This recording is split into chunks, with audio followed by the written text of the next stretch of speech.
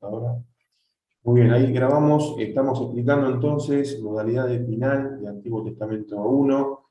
Ya ustedes hicieron el parcial 1, el parcial 2, están entregando el 3 y si quedó algo pendiente, la solapa de recuperatorios está habilitada desde el 1 de julio hasta el 8 de julio a la noche, para que puedan depositar ahí lo que adeuden, así puedo entrar tanto en la unidad 3, corregir, y puedo entrar a los recuperatorios y corregir, y cerrar la nota de cada uno de ustedes para volcarlo después en el acta. Si hay algún caso de que no alcanza la nota, como hablábamos recién con Basilio, les voy a mandar un mail que preparen algún tema para compensar eh, eso que faltó en algún parcial, pero les decía, para que escuchen los que entraron recién, que es un grupo que está entregando parciales de buen nivel. Eh, Eso la verdad que a mí me pone contento, ¿no?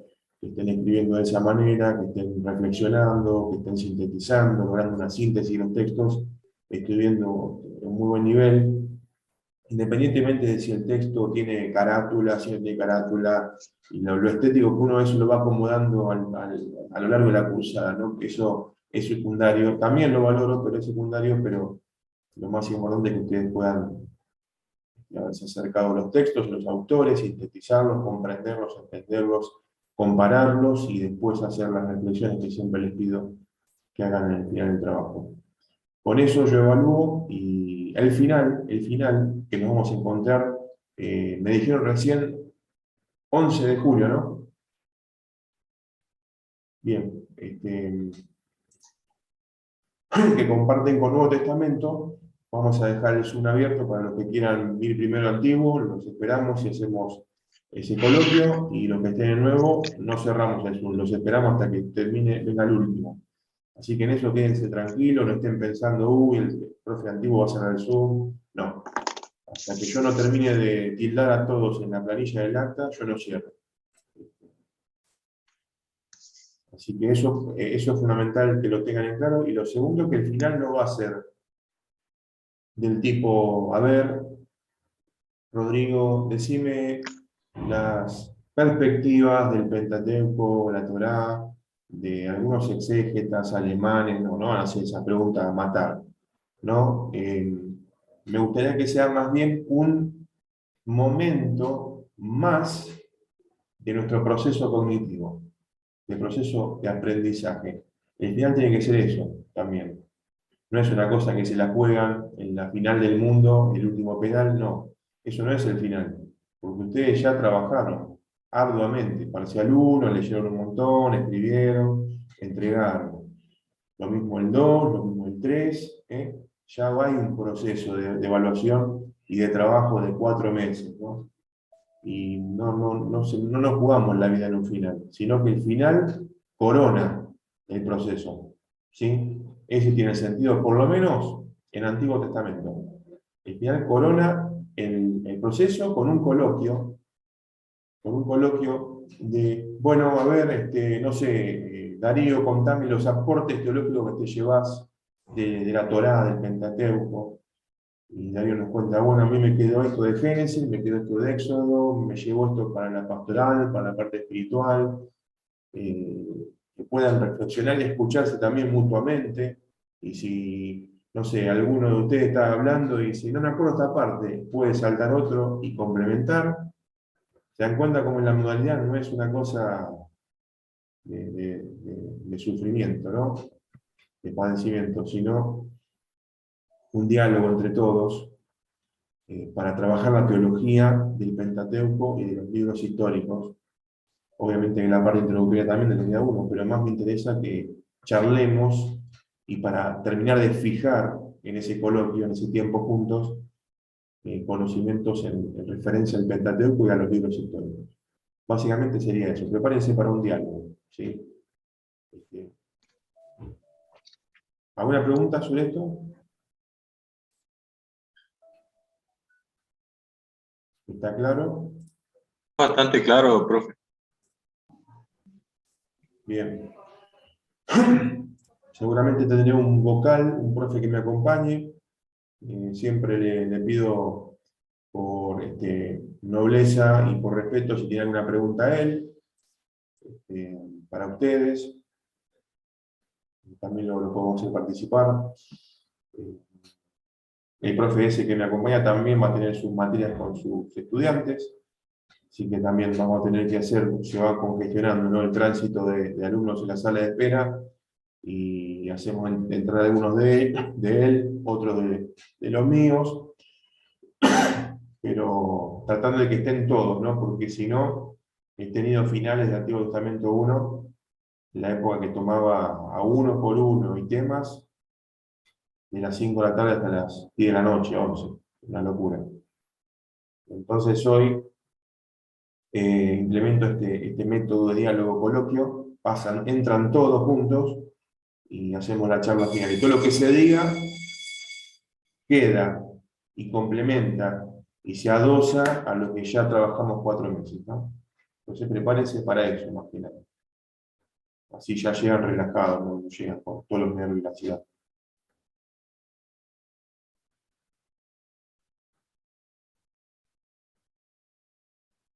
¿Qué otra pregunta tienen con respecto al final? O entramos a unas preguntas temáticas de lo que fue el tercer parcial, ¿no? Para mí creo que ya, por lo menos lo del final, lo dejó bastante explicado en lo que va a ser el diálogo y los aportes teológicos que nos llevamos cada uno con todo lo que hemos aprendido, así que sí, estaría bueno también evacuar un par de dudas de la... yo, por ejemplo, me llevé 2 preguntas ahí, se las puse ahí en la síntesis Bien. del coso. ¿Querés compartirlas ahora, Rodrigo? Las preguntas, las tenés ahí a mano. No, no la tengo a mano, no la tengo con la computadora, porque se me apagó, pero por ahí estaba. Yo igual, más que nada, creo que mi pregunta se orientaba, vio que es como que en una parte el relator hablaba sobre que cómo las mujeres iban encubriendo cuando pasó lo de Moisés, cuando pasó, por ejemplo, esto lo de los espías, si bien era una prostituta, lo que sea, pero es como que a mí no me cerraba la idea de que cómo Dios puede usar eso, sabiendo que, bueno, que sido como que él era santo y no como que él era santo, él es santo, y es como que no sabía cómo puedo explicar tales cosas yo a alguien que me salte así preguntándome, ¿y cómo Dios puede permitir eso que pueda pasar? Bien, está muy buena la pregunta.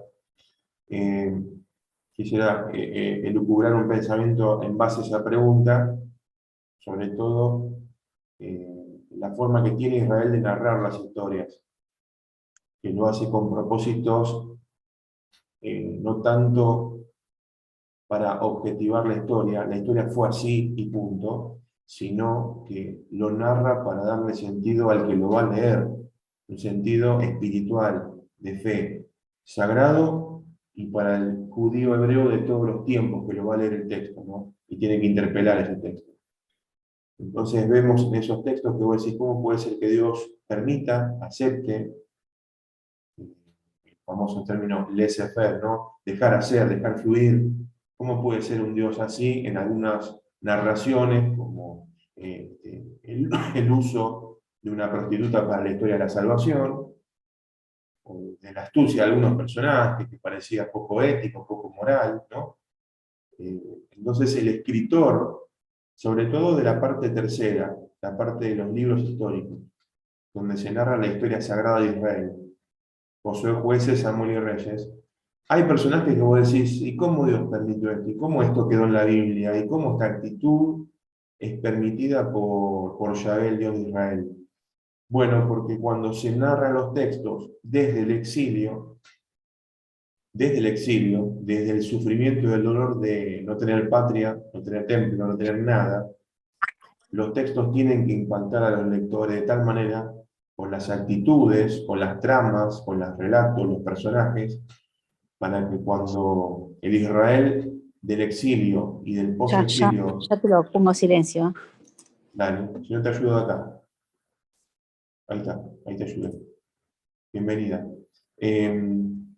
para que el Israel del post-exilio lea esas historias y se vea reflejado en esos personajes y diga, mirá, hubo gracia y misericordia de Dios para que esta historia de salvación avance en nuestra historia como pueblo, y también hubo equivocaciones muy grandes que nos hizo derrapar como pueblo, exilio, cautividad, sufrimiento.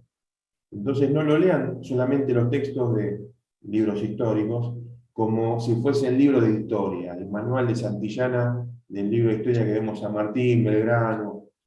Si lo leemos así, la palabra de Dios pierde fuerza, pierde poder, porque el lector de todos los tiempos se acerca al texto y esas historias, esos personajes, esa trama, el obrar de Dios tiene que interpelar también al lector de todos los tiempos, si no, la Biblia termina siendo un lindo libro de historia de Israel, nada más. Pero es un libro inspirado por Dios, por el Espíritu Santo, en cultura, en una lengua, en una geografía determinada, con un lenguaje humano, con una historia de un pueblo, que tiene que ver con un devenir histórico, y eso le tiene que hablar a las siguientes generaciones. Y también nos sigue hablando a nosotros, que no somos judíos, pero el cristianismo tiene su matriz judía. Y la ética, la revelación, tiene que ver con lo judeo-cristiano. Nos acercamos a los textos, nos interpelan los personajes, por eso los predicamos los domingos. El domingo yo predicaba de Jueces 6, la historia de Gedeón, no la parte del vellón que dice, bueno, ahora que aparezca seco, bueno, ahora que parezca mojado, dale, ponete de acuerdo, flaco, le diría a Dios, ¿no? Tantas señales necesitas. Indeciso, Gedeón, dubitativo, desconfiado. Pero la escena anterior, que es tan interesante, Jueces 6, capítulo 6, versículos 11 al 24, se le aparece el ángel del Señor sentado bajo el árbol, la encina, y él necesita pruebas no tanto de que Dios le va a dar la victoria contra los marianitas que le están robando el trigo, sino que le pide pruebas de que realmente es Dios el que está sentado bajo la sombra del árbol. Si sos vos, esperame que te voy a ir a preparar un caldo, una carne, la derrama sobre la piedra, el ángel del Señor toca con el báculo, con el bastón, y se prende fuego, y de recién ahí Gedeón, sos vos, Señor. Entonces, cuando hacemos una lectura detenida, rumiando y masticando los textos, y empezamos a encontrar cosas que no veíamos antes en los textos, porque estamos acostumbrados a hacer lecturas maratónicas, de que hay que leer mucha Biblia para memorizar dato, dato y dato, pero en los detalles encontramos cosas muy ricas para predicar, para enseñar, para experimentar, para vivir en la fe. Y desde un relato tan pequeño como el de Gedeón, se puede sacar mucho para la vida espiritual de la iglesia, para la vida espiritual personal. Y no somos judíos, pero nos acercamos a los textos sabiendo que Dios nos habla a través de las historias. Acuérdense este principio. El Antiguo Testamento no es un manual de teología sistemática.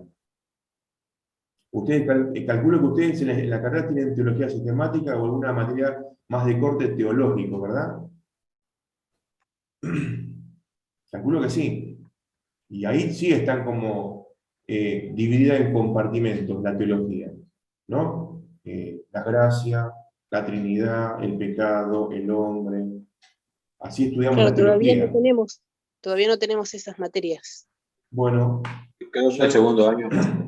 las empezarán a tener en el segundo año y verán que son de corte más teológico, más sistemático, más dogmático, porque la carrera que están haciendo tiene un abanico, ¿no? Biblia, teología, ética, pastoral, espiritualidad, un montón de cosas tienen que estudiar para el ministerio y, bueno, para el conocimiento de la palabra. Pero desde el punto de vista bíblico no vamos a encontrar eso en el Antiguo Testamento.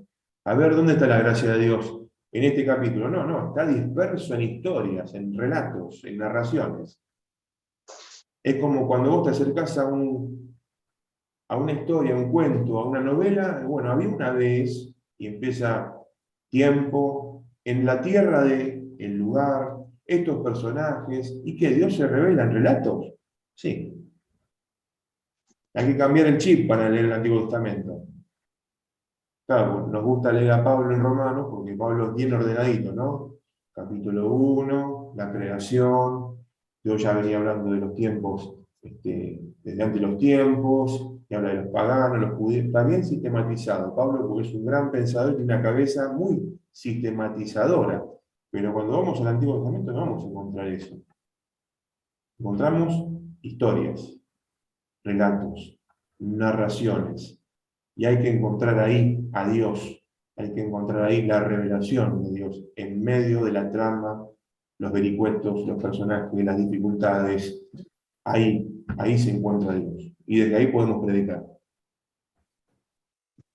Obviamente que sí, pero, profe, realmente a mí me costó mucho, y lo repito y lo comenté con los compañeros, me costó mucho estos materiales, no tanto el de Pagán, pero sí lo que fue Pentateuco y libros históricos. Para mí fue un desgaste bastante grande ver ese material. Desde mi punto de vista, cuando usted dice, vamos a ver qué aportó, para mí aportó bastante desilusión por el hecho de que todo lo ponía en duda y como que, bueno, creo que yo no sé si usted ya leyó mi postura en el parcial, pero bueno, entonces ya podemos ver que el canon tampoco es muy creíble en base a todo. O sea, directamente me desgastó y mucho, y a tal punto que estoy pensando si seguir con este seminario, porque realmente el material dado a mí no fue, para mí no fue de bendición. Simplemente lo expongo desde ahora, ¿no? Ese es mi punto de vista, Sebastián. Bien, Graciela, gracias por tu sinceridad. Permitime hacerte una devolución porque de los 6 años que vengo dando esta materia, lo he escuchado esto. Así que es normal y quiero llevarte tranquilidad y paz tus palabras, ¿no? Uno viene ya formado desde la casa, desde la iglesia o las iglesias a la que perteneció. Uno viene siendo autodidacta, se compra libros, materiales, escucha prédicas, sermones, estudios bíblicos en internet, materiales de internet. Uno viene ya con una mochila y un bagaje antes de entrar a un seminario. Viene con un conocimiento. Usted viene con un conocimiento. El seminario no tiene el propósito de decir, bueno, todo lo que aprendiste no sirve, tirarlo a la basura. Nosotros los profes jamás vamos a decir eso, por lo menos quien les habla. Porque estamos hechos de historias, hechos de personas, hechos de sermones, hechos de todo lo que venimos estudiando durante años. ¿Cuál es el punto de quiebre coyuntural que uno empieza con planteos tan válidos como los de Graciela? Cuando empieza a leer otras cosas, otros autores, que no tenía a la mano, que no conocía, que no estaba a la disposición de mi campo de visión, este libro, este material, este librito devocional, este comentario, estaba todo ahí a la mano, ¿no? Pero aparece otro material que hay que extenderse, ¿no? En el ámbito del seminario y empezar a leer otras cosas. Y esas otras cosas, sí, claro. A mí me pasó cuando era estudiante de seminario que empezaron a tambalearme el piso, la estantería se me empezó a mover. Decía, ¿y esto? Nunca había visto la palabra de Dios desde este ángulo, desde esta perspectiva. Yo siempre pensé que esto era así y se terminó, y punto. Pero veo que leyendo a este autor y a este otro y a aquel, y comparándolos, sintetizándolos, comparándolo con lo que yo ya había visto antes de entrar al seminario, voy generando una síntesis más grande de lo que es el acercarse a la palabra de Dios de diferentes perspectivas, hermenéuticas, interpretaciones. Y yo como creyente, vos como creyente, tenés que hacer ese trabajo de ir un poquito más allá en la palabra de Dios, ¿no? Mirá, yo cuando, antes de entrar al seminario, hace más de 10 años, fíjate vos, yo tenía un almacén. Y en los huecos de que me tocaban el timbre para atender, devoraba la Biblia, y anotaba, y ese era mi pequeño mundo. Biblia, anotaciones y quizás algún comentario ahí a mano. Porque estaba 12 horas en el almacén, entre timbre y timbre, estudiaba. Hasta que un día pude ingresar al seminario y empezó a abrirse un mundo que, como describía Graciela, me rompió la cabeza. Vi cosas nuevas y tuve que ir como algunas cosas reaprendiendo, otras desaprendiendo, desarmando, volviendo a armar, pero nunca de una perspectiva de, bueno, todo lo anterior no sirve para nada. No, no, desde ahí hay que seguir construyendo. Y les aviso que los 4 años que pasen acá en esta carrera no va a alcanzar. Va a ser como un puntapié inicial de todo lo que tienen por delante para seguir estudiando de la palabra de Dios, porque esto es interminable, no tiene fin.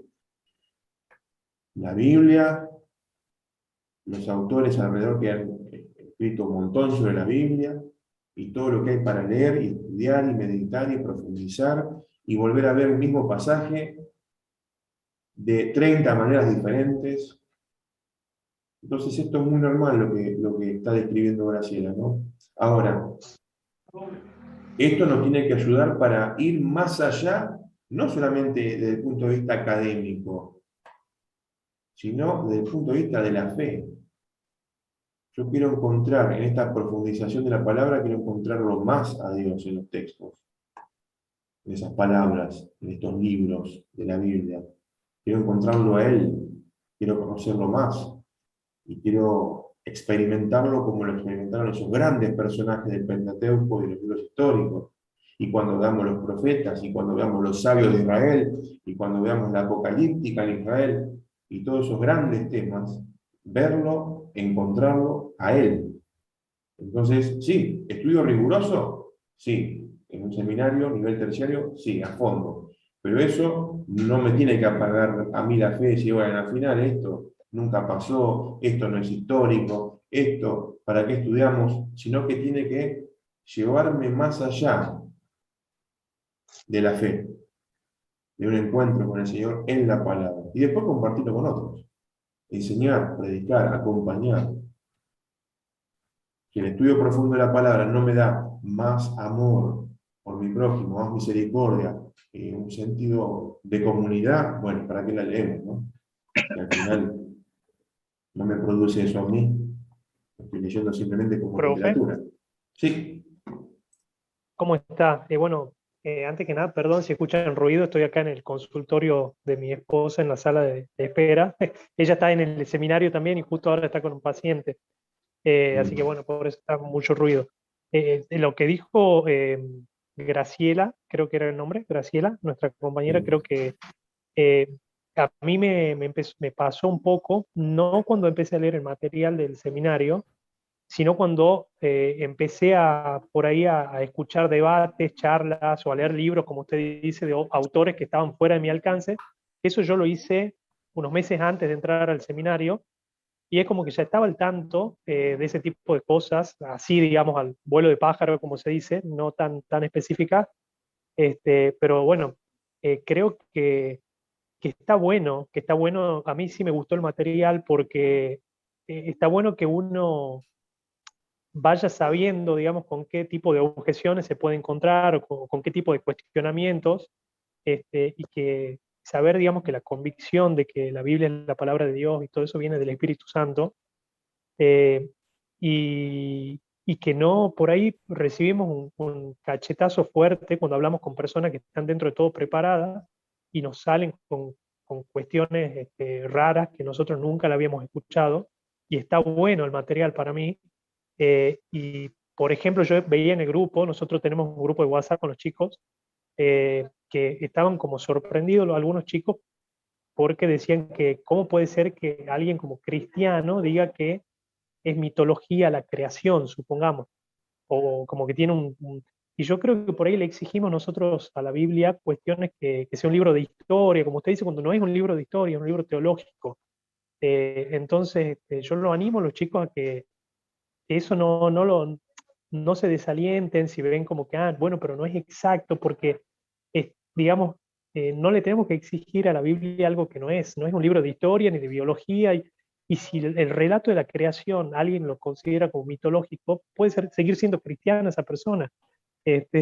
Y bueno, básicamente eso, que está bueno el material para aprender cosas que en algún momento quizás si nosotros no salimos del mundo de que tenemos en la iglesia, del devocional o de las cuestiones esas, por ahí nos agarran en frío y es un cachetazo fuerte, entonces está bueno estar preparado.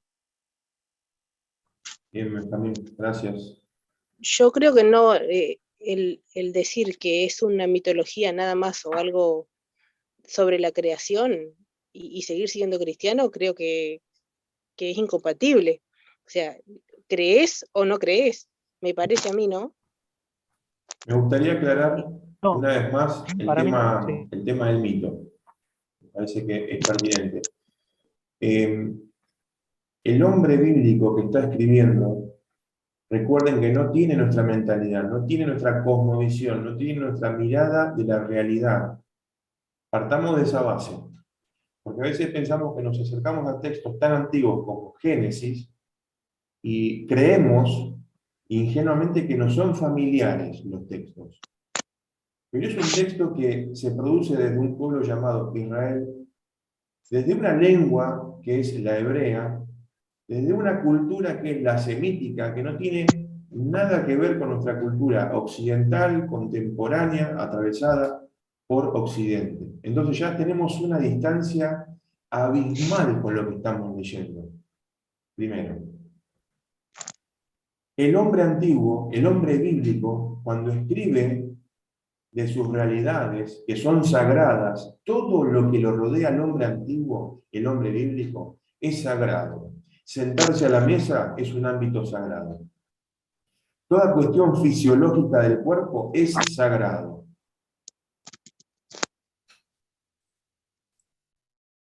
Toda cuestión de la sexualidad es sagrado.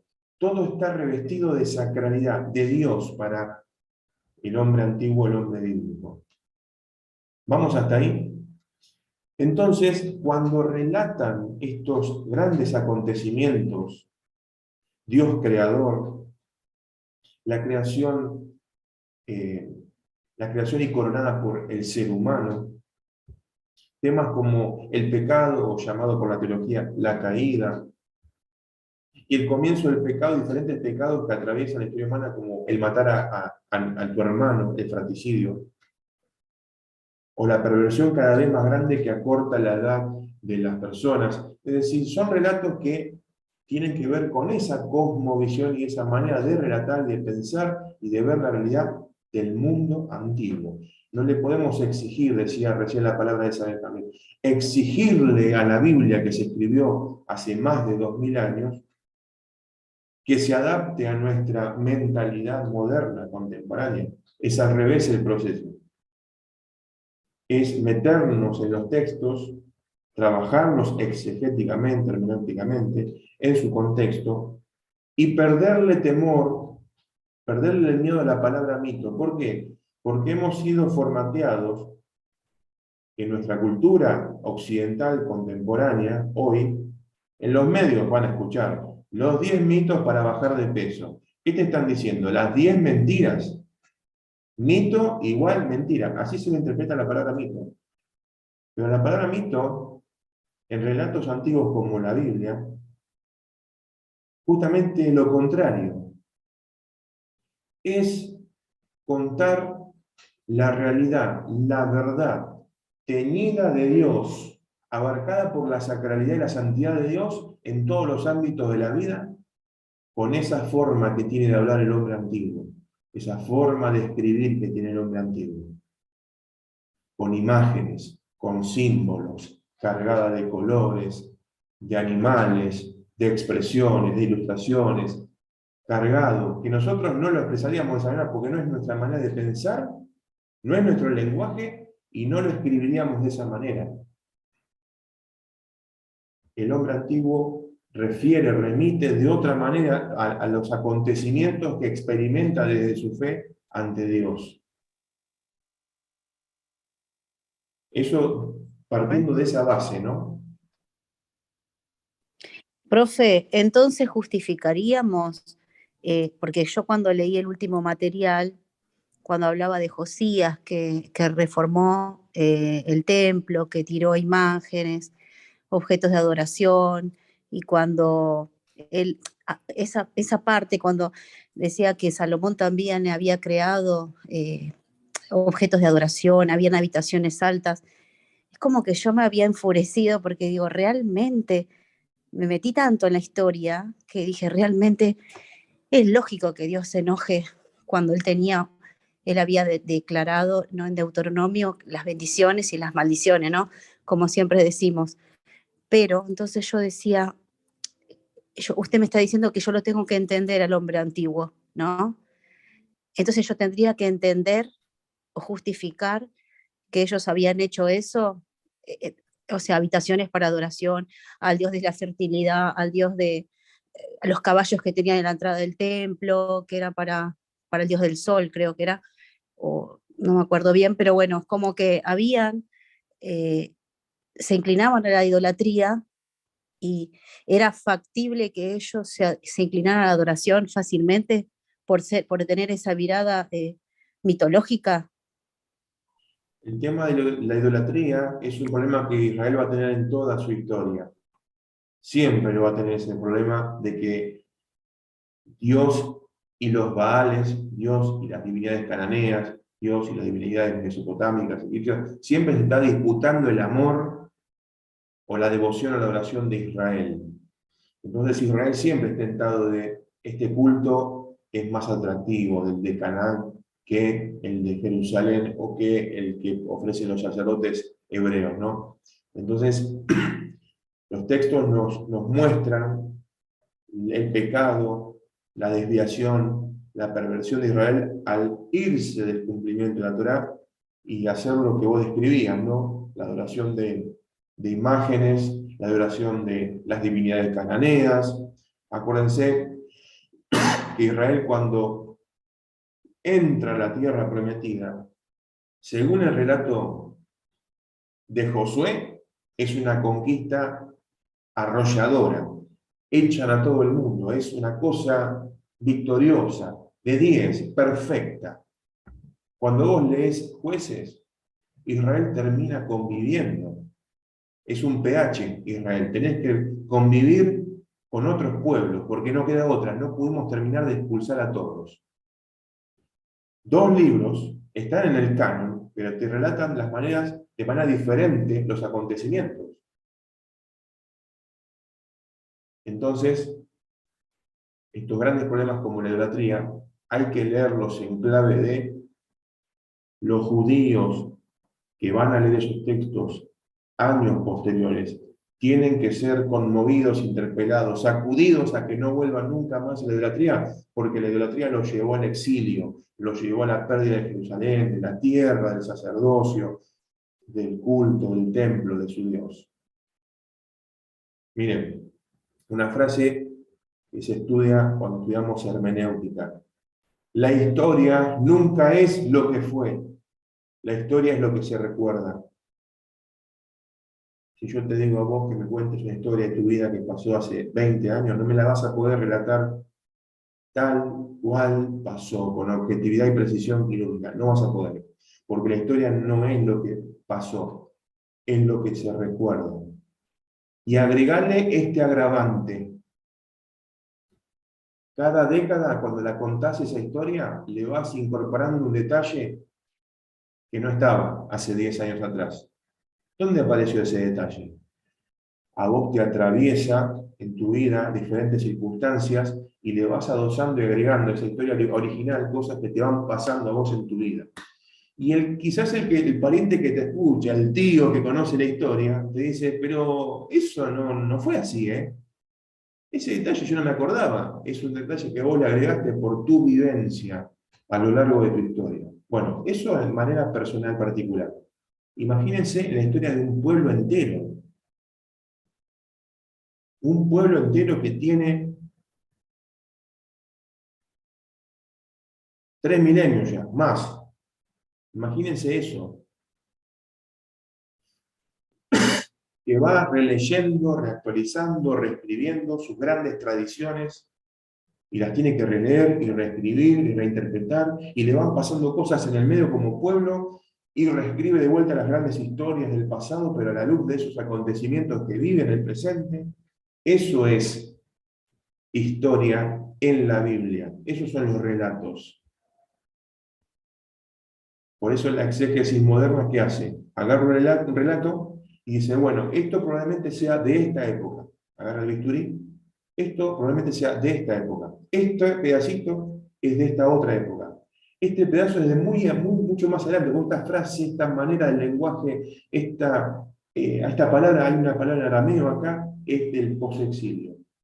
Las tradiciones se van como, vieron como cuando vamos aspirando los panqueques, se van poniendo uno arriba del otro, uno arriba del otro, uno arriba del otro, y eso es la historia sagrada, la historia de fe ante su Dios de Israel. Nosotros como estudiantes nos metemos en los textos bíblicos, estudiamos autores que nos ayudan para desgranar todo esto, para desmenuzarlo, desarmarlo y encontrar ahí cosas que quizás antes no veíamos, no encontrábamos.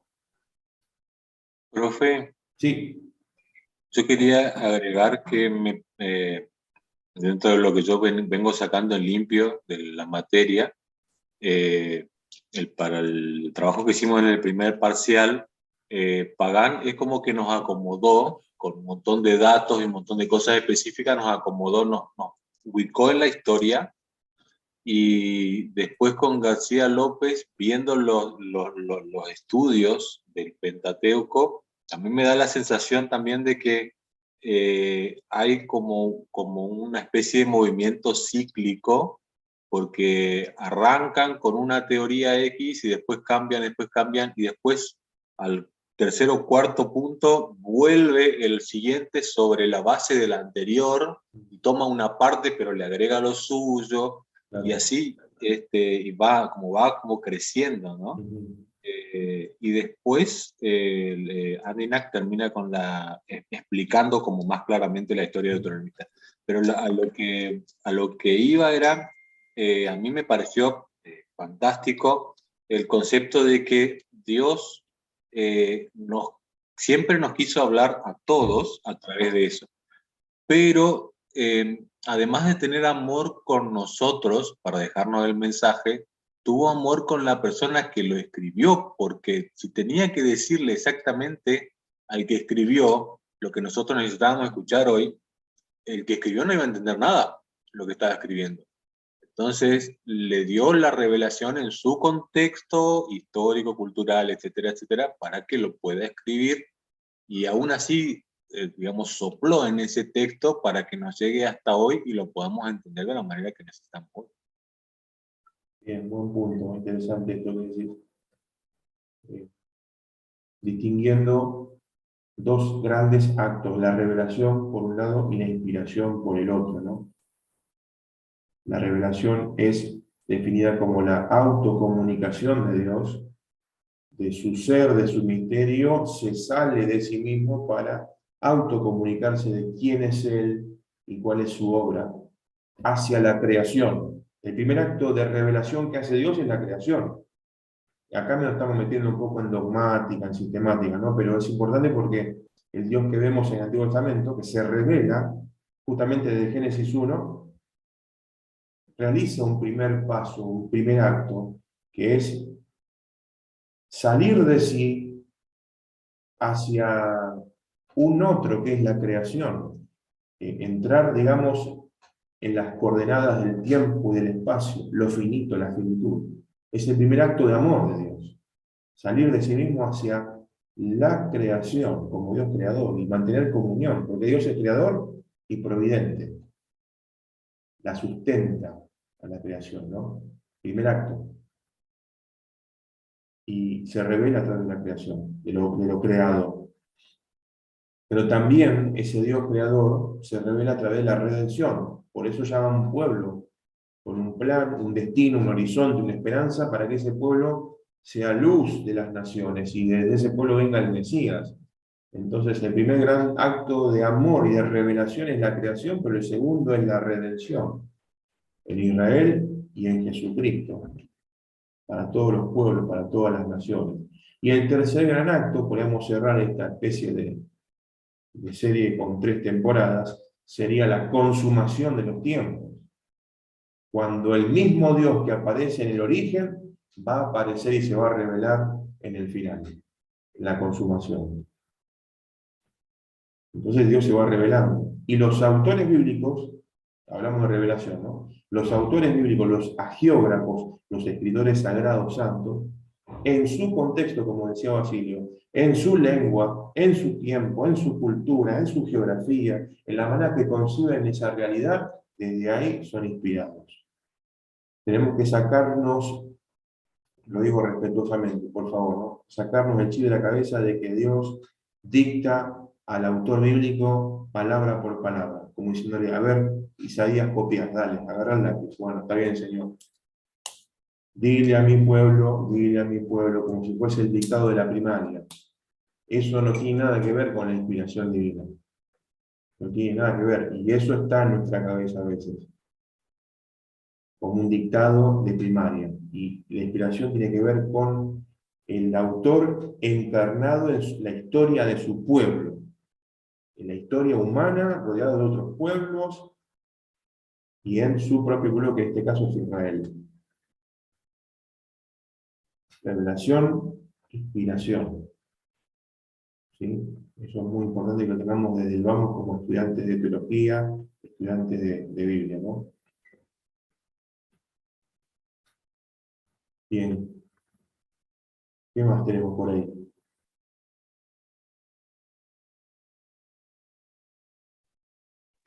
¿Puedo dar un ejemplo Sí. de la inspiración? También lo escuché, creo que lo mandó el profesor del Nuevo Testamento. Ay, no, perdón si me hago un matete, ¿quién lo mandó? Pero sí lo mandó usted, ¿no? Sí, creo que sí. Ah, bueno. Sicre dijo en los videos que también que teníamos que decir, no decir la Biblia dice, sino el libro de Job o el libro de dice. Y creo que tiene que ver con lo que usted acaba de decir, de la inspiración de acuerdo a la persona, no anulando a la persona que lo escribió, ¿no? Eso estoy entendiendo y para mí es algo nuevo también, ¿eh? Piense que somos el primer año del seminario Sí, y por como supuesto. Graciela nos pasó cosas así, de encontrarnos con cosas nuevas, ¿no? Y nuevo vocabulario y la historia deuteronomista y muchas palabras que tuve que ir al diccionario a buscar.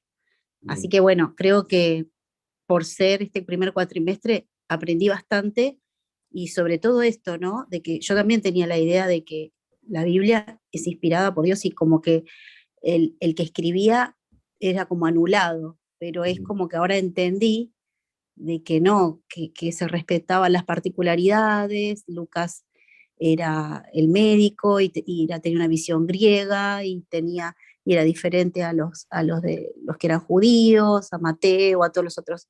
No estoy relacionando un poco los dos, no muy antiguo, ¿no? Pero, pero sí, también eso para mí fue novedoso y también entiendo eso, que como en el día de hoy Dios nos usa a todos diferentes, con diferentes dones y eh, diferentes formas de transmitir la Biblia, y eso es lo rico y lo hermoso cuando uno escucha a alguien en un púlpito que no es todo lo mismo, ¿no? No todos, incluso también se enriquece por las experiencias que ha tenido cada uno con Dios, ¿no?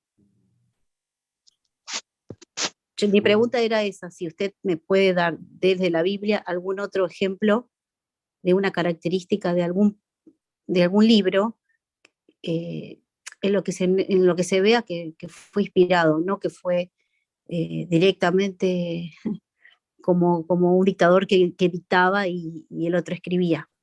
Se me ocurre un ejemplo drástico que vamos a estudiar en el Antiguo Testamento 2, que es un libro que costó mucho meterlo en el canon y aprobarlo por los judíos. Como que lo dejaron a lo último, decían, ¿este libro entra o no entra?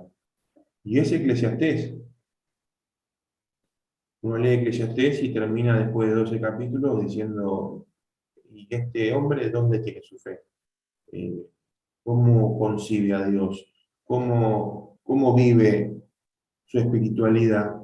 parecen todas pálidas, parece todo escepticismo, parece todo duda, parece un irremediable pesimismo. Sin embargo, quedó en la Biblia, está en el canon. Y si está en el canon judío, Biblia hebrea, es porque es considerado inspirado. Y está en nuestro canon cristiano. Y también lo consideramos inspirado. Cuando lo leemos, decimos, ¿qué hace esto acá? ¿Qué hace este libro acá? Sin embargo, hay que conocer que en el trasfondo, ya lo estudiaremos a fondo esto, ¿no? El trasfondo de Eclesiastés, que nombra, nunca dice el texto el nombre de Salomón, pero sí habla de un rey en Jerusalén, solamente dice ese dato.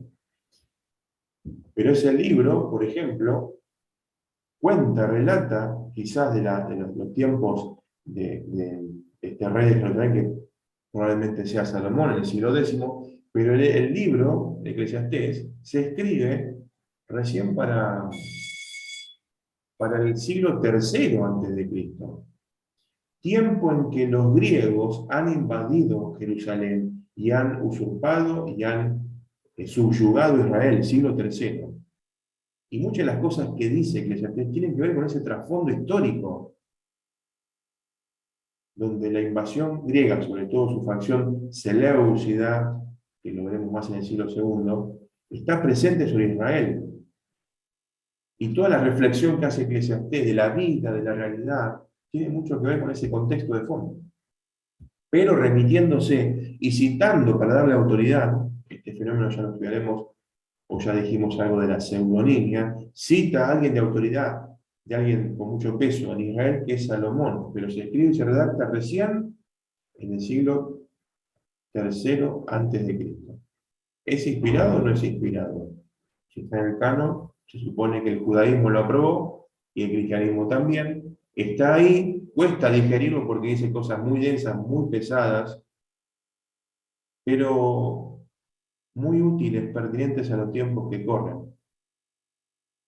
Entonces, si las palabras de Eclesiastés nos brindan herramientas, nos brindan espiritualidad, fe, cuando todo parece ser sin sentido, bueno, tiene un carácter fuertemente inspirado entonces. Aún un libro difícil de leer, difícil de entender, difícil de digerir.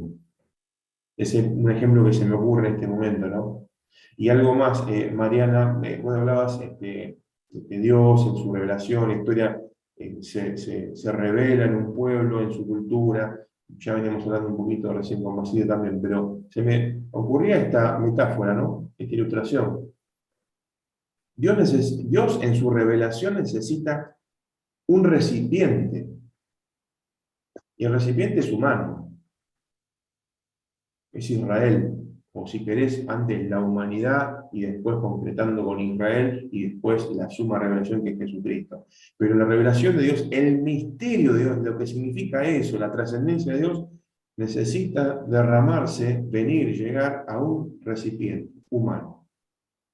Y yo lo pienso así, ¿no? Comparando Dios con lo humano, es como, no alcanza la metáfora, no alcanza la analogía que voy a decir, pero es como poner el vino más caro del mundo o el champán más caro del mundo en un vaso de plástico que usamos en la iglesia para tomar agua en el dispenser, en el culto. Es como que Dios dice, voy a derramar mi revelación y quién soy yo y qué es lo que hay. Y es lo que hay, un vaso de plástico. Un vaso de nosotros, seres humanos, finitos, en un momento de la historia, punto geográfico, una cultura, un lenguaje, una manera de concebir la vida y en eso va a derramar su revelación Dios. Y sí, ahí está también la gracia de Dios. Profe, ¿Sí? pero eso, no sé, a mí me parece que lo hace incluso más impresionante todavía, porque si vamos al punto, quizás Dios podría haberlo hecho de la manera que hubiera querido, pero ¿hasta qué punto Dios ha buscado involucrarse con el ser humano y con su situación actual en cada momento de la historia, ¿no? Un poco lo que yo venía diciendo hoy antes, a mí ver todas estas cosas me llevan a una admiración mucho mayor de Dios y de la palabra. Seguro que sí, a mí repetir estas cosas, de vuelta, disculpame Iván, te voy a mutear porque entra mucho ruido de tu micrófono, perdóname. Repetir estas cosas, refrescarlas con ustedes, a mí desde acá me conmueve el hecho de pensar en la revelación de Dios, el misterio de Dios, Dios haciéndose historia, ¿no? Haciéndose devenir, un Dios eterno que está más allá de pasado tiempo y el futuro, pasado, presente y futuro, perdón, se hace historia, ¿no? Se amarra a la historia humana y trata de revelarse, darse a entender, darse a conocer en nuestra pequeñez, en nuestra ignorancia, en nuestra falta de entendimiento, de comprensión y de que tenemos la película incompleta porque estamos de este lado, en la inmanencia. Bueno, eso para mí le da más gloria a Dios todavía, ¿no? Y remitiéndome al prólogo de San Juan, cuando el Verbo se hizo carne, el Logo se hizo carne y habitó en medio nuestro. Sí, no hay problema, no. Ahora voy a leer tu pregunta que me gustó mucho. Eso le tiene que dar más gloria a Dios, glorificarlo aún más, ¿no? Decir, todo esto hizo Dios, el Dios eterno, trascendente, santo, a lo largo de nuestra historia. Y sí, pero bueno, tenemos un arduo trabajo en estudiar esa revelación justamente en la palabra de Dios, que la encontramos en la Biblia, y con esto hilvano la pregunta de Iván, muy interesante. Yo hace poco, dice él, escuché a un pastor que decía que Biblia no es la palabra de Dios, sino que la Biblia contiene la palabra de Dios. Usted, profe, ¿cómo lo ve? Bueno, yo a veces, no sé, me acuerdo si dije esta frase al principio de la cursada, no me acuerdo, pero siempre la uso. Ahí va. La Biblia es el templo de la palabra de Dios. La Biblia es el templo de la palabra de Dios. ¿Qué quiero decir con esto? Que la palabra de Dios trasciende al libro. Porque si no estamos en un problema, si afirmamos de manera absolutista que la Biblia, el libro, los 66 libros, es la palabra de Dios. Antes de que lleguen a ser esos 66 libros, antes de que se escriba nada, ¿podemos afirmar determinantemente que entonces no existía la palabra de Dios? ¿Desde dónde está la palabra de Dios? ¿Desde dónde está? Desde la eternidad, desde la creación, desde la preexistencia, el logos eterno, la palabra. Antes que se escriba cualquier letra, cualquier frase, la palabra de Dios es trascendente, preexistente, eterna. Entonces, yo no puedo encerrar a la palabra de Dios solamente en un libro, porque Jesucristo no es un libro y Él es la palabra de Dios. Ahí tenemos otro problema grande en la teología. Si la Biblia solamente es la palabra de Dios, está bien, nos revela y nos muestra a Jesús, pero todo apunta a Él, y Él es el Verbo eterno, el Verbo encarnado, la palabra encarnada. Quiere decir que, diría un suizo llamado Karl Barth, está la palabra escrita, está la palabra encarnada, que es Jesús, está la palabra anunciada. ¿Por quién? Por la iglesia. Entonces, fíjense la trascendencia, la eternidad de la palabra de Dios, que no podemos encerrarla en nuestra Reina Valera, que la ponemos debajo del sobaco y vamos a la iglesia. No, está más allá. Está mucho más allá, porque estuvo antes, está hoy y estará siempre, pero trasciende cualquier tipo de molde, recipiente humano. Y me refiero a un pueblo, me refiero a el libro del pueblo, antiguo, nuevo, la palabra trasciende. Esto es para seguir carburándolo, no es así nomás. No, es para seguir pensando. Acá me surgen otras preguntas. Bueno, ¿lo que Dios quería que supiéramos está ahí todo en la Biblia?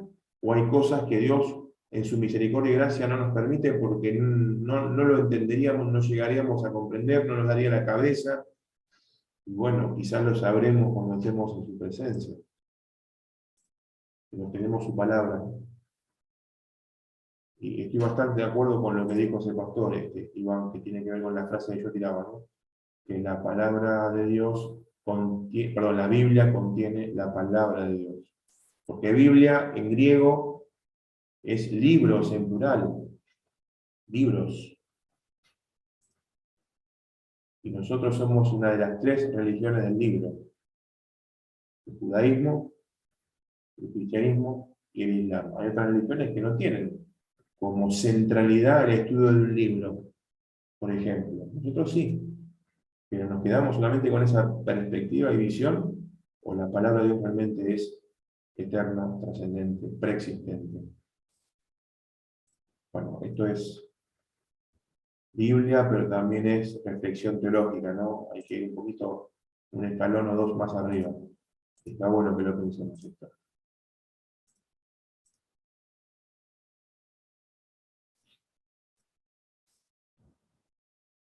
Muy bien.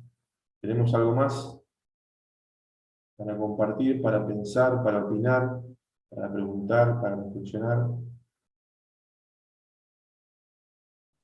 Profe, mi pregunta era sobre cuál sistema político era más justo, si el de la monarquía o el sistema político de los jueces, ¿no? La judicatura. Si uno compararía cuál fue más justo, ¿no? Como para estudiar. Es una muy buena pregunta, porque dentro de la historia deuteronomista, que se relata desde Josué hasta el final de Reyes,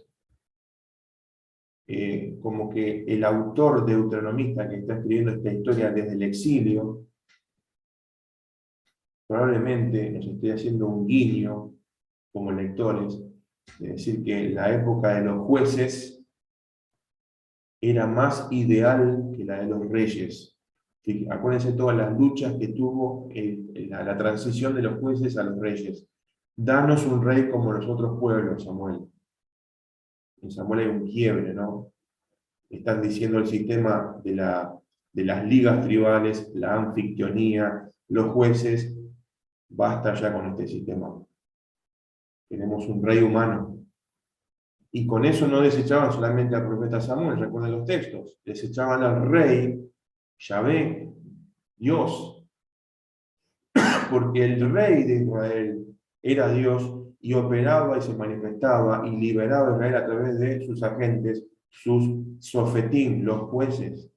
Pero un día Israel se cansó y dijeron, como diciendo, basta de teocracia, queremos un rey humano, para poder sentarlo, adornarlo y que reine como el resto de los pueblos.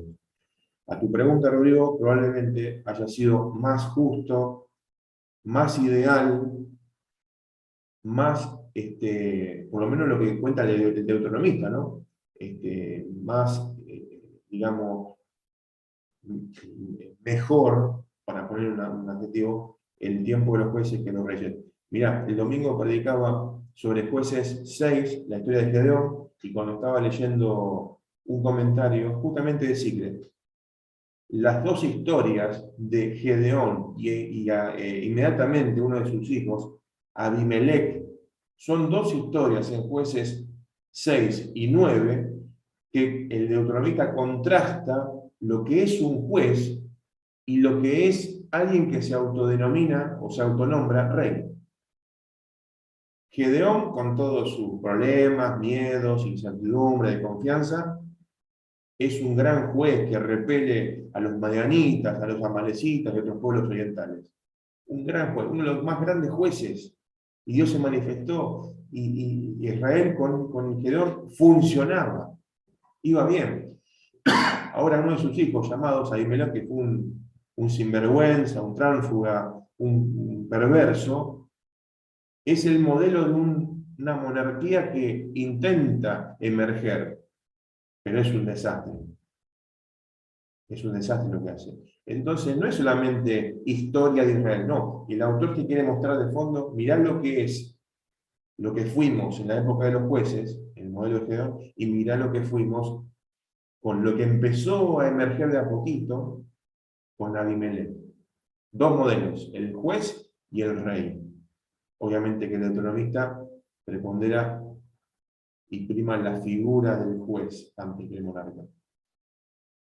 Y esa historia cierra redonda cuando vas al final de Reyes, segundo libro de Reyes, Israel exiliado, Nabucodonosor hizo un desastre, tenía al rey Joaquín como el sirviente, el pibe de la moto, estaba ahí sirviendo, y eso es el rey de Israel, en el exilio, como sirviente de Nabucodonosor.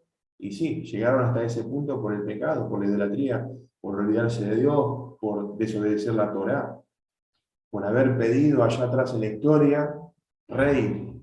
Funcionaba bien los jueces, ¿para qué pidieron rey? Pero hasta David, ¿no? Si no hubiesen pedido rey, no hubiese llegado David, y si no venía David, Salomón y el Mesías, bueno, ahí ya hay que empezar a entretejer teología, ¿no? Es decir, bien.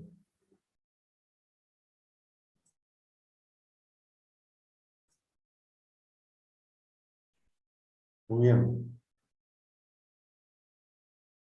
Entonces nos preparamos para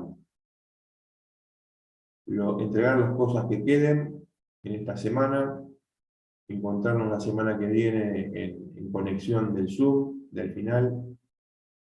Acuérdense que va a ser simplemente un coloquio, un diálogo amigable de aportes, de aspectos teológicos que hayan quedado. Hay un autor, pueden comentar el autor que les gustó, el autor que les costó, que no les gustó, lo pueden decir. Así que va a ser más un diálogo, y a partir de ese diálogo después cerraremos el Zoom y les mandaré la nota final por mail para que les quede un registro de sus notas, ¿no? Y eso cargarlo en el acta oficial de la nota del Antiguo Testamento 1. Muy bien. Gracias por conectarse, gracias por estar, gracias por la paciencia. Sé que habíamos empezado con quinta fondo y mandaron la orden de tener una clase por mes, cosa que yo lamenté y me resistí porque estaba acostumbrado desde el envión de la pandemia a la virtualidad, con los cursos siempre encontrarnos todas las semanas, y fue como diferente, ¿no? Encontrarnos una vez por mes. Pero bueno, fue lindo encontrarme con ustedes, leerlos en sus trabajos, encontrarme una vez por mes por acá. Para mí fue una bendición, y de compartir el Antiguo Testamento 1, y lo que vamos a ver en el Antiguo Testamento 2, también vamos a ver cosas de alto vuelo, así que prepárense para esa etapa.